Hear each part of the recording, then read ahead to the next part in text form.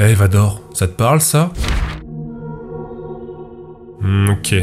Voici les taches d'encre les plus connues au monde. Aujourd'hui, je vais vous raconter l'histoire du test de Rorschach, qui est probablement le test psychologique et le test de personnalité le plus célèbre de la planète. C'est un test dit projectif, c'est-à-dire que la façon dont nous percevons ces tâches révélerait notre inconscient, notre arrière-monde psychologique. Plus d'1 million de tests de Rorschach sont réalisés chaque année dans le monde, dans des contextes divers, en psychologie clinique pour diagnostiquer une pathologie, dans le cadre de procédures d'embauche ou de licenciement, et dans des contextes d'expertise judiciaire, par exemple pour statuer sur la libération conditionnelle d'un détenu, sur la garde d'un enfant ou sur des cas de maltraitance. On parle donc d'un test qui a des conséquences concrètes et bien réelles pour un paquet de personnes. Mais alors ce test de Rorschach, fiable ou pas fiable?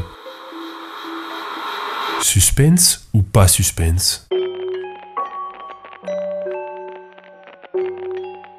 Hermann Rorschach naît à Zurich en 1884. Son père est professeur d'art et le petit Hermann est lui aussi passionné par le dessin. Tout petit, il tombe sur ce recueil de poèmes particulier. Die Klecksographie, un recueil écrit par le poète Justinus Kerner qui s'amusait à faire des taches d'encre sur des feuilles qu'il pliait alors en deux. Et les formes des taches symétriques lui inspiraient ensuite des poèmes. C'est dans ce contexte qu'on surnomma à l'école le petit Hermann Rorschach Klecks. C'est de l'allemand et ça veut dire tache. Rorschach grandit et décide finalement de faire des études de médecine. Il se spécialise en psychiatrie et en psychanalyse. Très influencé par Jung et par Freud, il participe à la création de la Société suisse de psychanalyse. En 1921, le psychanalyste présente son test, qu'il avait nommé au départ psychodiagnostic. Le postulat de son test est simple. La façon dont nous interprétons ces taches d'encre dépendrait de notre état psychologique.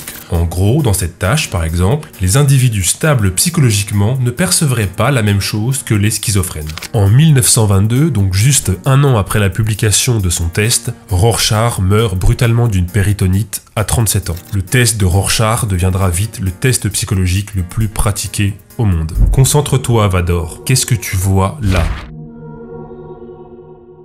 Et là?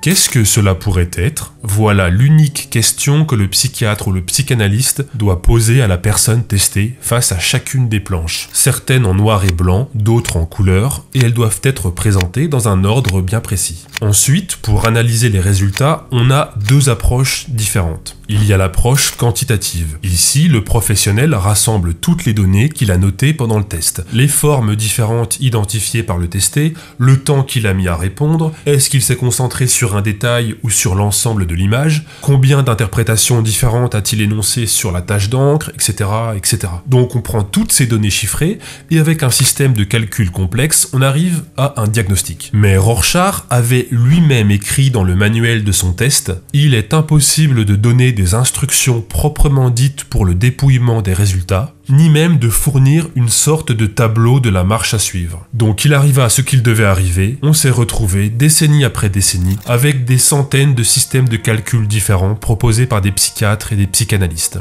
Donc ça, c'était l'approche quantitative. Mais on a aussi l'approche qualitative, qui est en fait l'approche psychanalytique. Et c'est cette approche qui est majoritaire dans les pays francophones. Alors en quoi ça consiste? Eh bien un peu comme l'interprétation freudienne des rêves, avec des analogies et des corrélations étranges, pour ne pas dire illusoires, et pour ne pas dire carrément bullshité. Voilà par exemple comment le psychanalyste Didier Anzieux interprète les réponses des testés à la planche numéro 6. La signification universellement admise de cette planche en fait la planche sexuelle par excellence. Le grand détail en haut évoque un symbole phallique, le petit détail au centre bas un symbole vaginal. Une interprétation sans difficulté et même euphorique de ces découpes dénote une sexualité acceptée et intégrée à la personnalité. Voilà, par contre, selon ce même psychanalyste, si vous voyez dans cette planche, par exemple, un animal fendu par le milieu, c'est que vous avez des problèmes sexuels. Si vous voyez ici une tête de roi, vous avez des problèmes avec l'autorité. Si vous voyez dans cette ligne médiane un projectile ou un navire qui fend l'eau, alors on peut vous diagnostiquer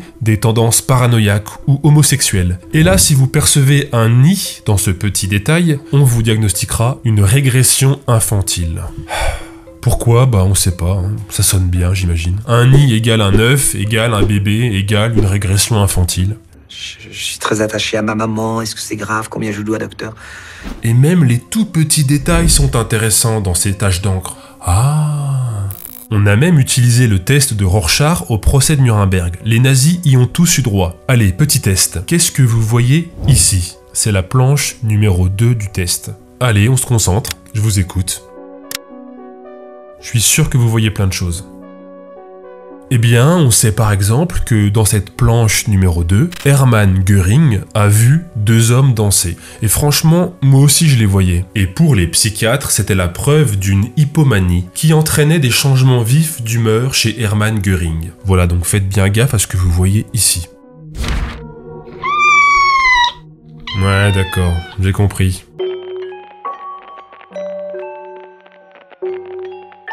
Bon, on va dire que le suspense n'est pas très intense. La fiabilité du test de Rorschach est vraiment très contestée, notamment par la psychologie scientifique qui milite pour une psychologie fondée sur des preuves. Quand on fait des analyses en aveugle, c'est-à-dire que le testeur ne connaît pas du tout le patient, il n'a aucune donnée, même pas son sexe ou rien. Les interprétations alors qu'ils font, c'est un peu des interprétations qu'on appelle des interprétations à la Barnum, c'est-à-dire qui sont valables, qui conviennent à tout le monde. Donc on dit, voilà, il y a des refoulements, vous n'avez pas bien intégré votre sexualité, vous pouvez vous montrer à certains moments tendre, mais aussi parfois cassant. C'est comme dans l'astrologie. Alors oui, on est dans des descriptions passe-partout. Et si alors vous dites, mais non, ça ne convient pas du tout, on dit, oui, c'est probablement inconscient, pas développé, mais enfin, faites quand même attention, ça pourrait brusquement surgir. Alors, qu'est-ce qu'on lui reproche à ce test? Eh bien, un tas de choses. Et pour commencer, voici une petite anecdote qui résume bien le problème. Hans Eysenck est un des psychologues les plus influents du XXe siècle. Il demande un jour à l'un des psychologues de sa clinique de le soumettre au test de Rorschach. Résultat, le test lui diagnostiqua une grave schizophrénie et une homosexualité refoulée. Les 4 pages étaient remplies de symptômes, de diagnostics et de charabia psychiatriques. Apparemment, tout cela me caractérisait personnellement. Des années plus tard, Eysenck décide de réaliser une petite expérience. Il rassemble dans sa clinique des sujets névrosés et des sujets qui n'étaient pas malades. Et il demande à son équipe de trouver qui sont les névrosés à l'aide du test de Rorschach. L'équipe échoue complètement et Hans Eysenck prend la décision de ne plus réaliser ce test dans son service. Et en effet, cela fait des décennies que les preuves s'accumulent contre le test de Rorschach. C'est un test qui produit beaucoup de faux positifs, en diagnostiquant des individus sains comme déviants. Et plus le testé donne de réponses et d'interprétations concernant les taches d'encre, plus il a de chances qu'une de ces interprétations soit assignée au diagnostic d'une pathologie. En gros, plus vous avez d'imagination, plus vous êtes bavard, et plus vous avez de chances d'être diagnostiqué malade. C'est un des nombreux biais du test. Et l'approche quantitative n'est pas plus fiable. Les études montrent que même en utilisant le même système de calcul et de notation, les psychiatres arrivent à des diagnostics différents sur un même sujet. En 2003, le psychiatre James Wood et 3 de ses collègues universitaires américains publient un livre important. What's Wrong with the Rorschach? Putain, mon accent. Be proud of you. Après avoir épluché 50 ans de recherche clinique sur ce test, il conclut que le Rorschach n'a pas de validité scientifique et il le compare même à un exercice de divination. Putain, mais elles sont carrément belles mes planches là. Du fait maison tout ça. J'ai monté mon test aussi. Hein. Le test de G 1000 grammes. Que voyez-vous monsieur? Je vois une chèvre.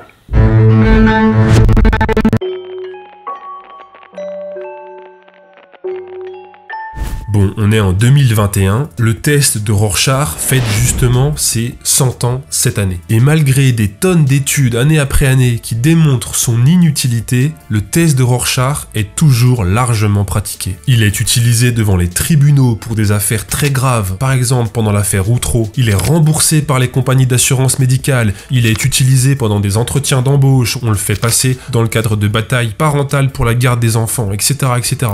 Ça fait maintenant 20 ans que l'Association américaine de psychologie recommande de ne plus l'enseigner à l'université. Pourtant, en France en tout cas, encore aujourd'hui, on trouve une tonne d'offres d'emploi de psychologues qui demandent de maîtriser ce test, notamment pour les expertises judiciaires. Maîtrise des tests projectifs indispensables. Et là où ça devient plus comique que dramatique, c'est qu'on trouve aussi sur des sites spécialisés dans le recrutement des conseils pour faire face à un test de Rorschach.